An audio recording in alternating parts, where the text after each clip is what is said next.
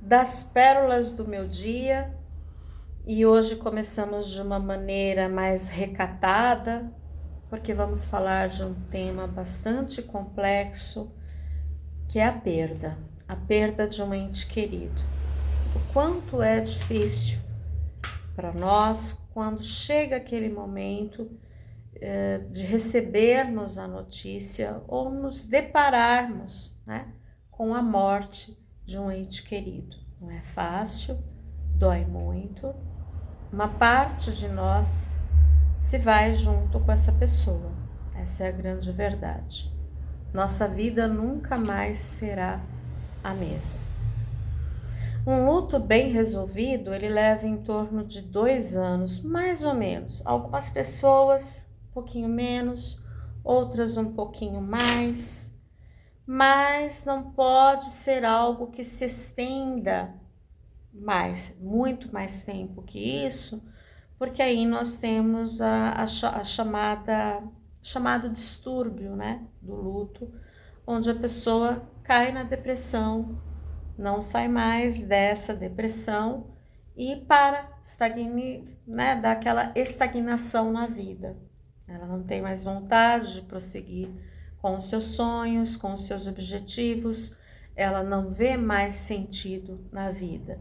Aí não é mais uma parte de nós que se foi junto com este ente querido, é a nossa vida toda que se foi, mas nós ainda estamos aqui. Ainda temos as nossas experiências para serem vividas e precisamos dar conta delas, na verdade. O luto, ele tem cerca de 5 fases que não necessariamente é vivido, né, da forma como eu vou descrever para vocês. Há pessoas que vivem mais rápido essas fases, outras que não é? Como eu disse para vocês, mas de maneira geral, nós passamos por um período em que nós negamos essa perda, na sequência, passamos por um período em que a gente sente muita raiva por ter acontecido, das coisas, né, do contexto em que tudo aconteceu.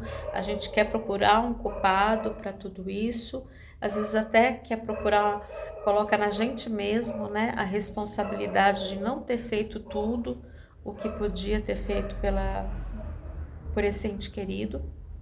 Depois nós entramos numa fase que nós chamamos de barganha com Deus, para a gente se sentir melhor, vamos dizer assim. E entramos num processo de depressão, que a barganha não deu certo, a gente está sofrendo do mesmo jeito, estamos vivendo aquela dor intenso, e aí obviamente a gente entra num ciclo de depressão, uma melancolia, que, como eu disse para vocês, num tempo de 2 anos é normal, né, a gente sentir isso nesse período de 2 anos em que o luto está se desenvolvendo. Após esse período, um pouquinho mais, um pouquinho menos, já temos que pedir ajuda da área médica, dos psiquiatras, das medicações, para que a gente consiga, né, retomar a nossa vida, não ficar ali estagnado. A última fase é a aceitação. É quando o nosso coração já deu uma cicatrizada de tudo, dessa perda, da saudade, da ausência. E aí a gente começa a ter as recordações desse ente querido, sem ter aquela vontade excessiva de chorar, não é? Imaginando que a gente tem nossos objetivos, os nossos sonhos adiante, e que certamente esse ente querido iria ficar muito feliz, né, com estes sonhos, com esses planos que a gente pretende seguir, né? A gente pretende dar conta dali para frente. Então, assim, só quem perde sabe o vazio. Nós que estamos no apoio das pessoas enlutadas, precisamos demonstrar empatia, precisamos demonstrar acolhimento, né? Precisamos demonstrar a nossa solidariedade. Aqueles que possuem uma rede de apoio, companheiro, filhos, né? Poderão ser acolhidos por eles, né? Então, assim, sair, passear, se divertir, ter momentos de conversa, né? Superar aquela solidão profunda é muito importante, desde os primeiros dias da perda. Aqueles que são solitários precisam mais ainda dessa rede de apoio, né? Então, amigos, colegas de trabalho, né? Para que eles possam entender que não estão desamparados, que não estão sozinhos. Mas toda morte é uma perda, né? E a gente muitas vezes fica, né, com aquele sentimento de e agora? O que eu faço da minha vida? Como vai ser daqui para frente? Quando o ente querido está doente e que se passou muito tempo cuidando dele, há também um vazio no sentido de quem que eu vou cuidar daqui para frente.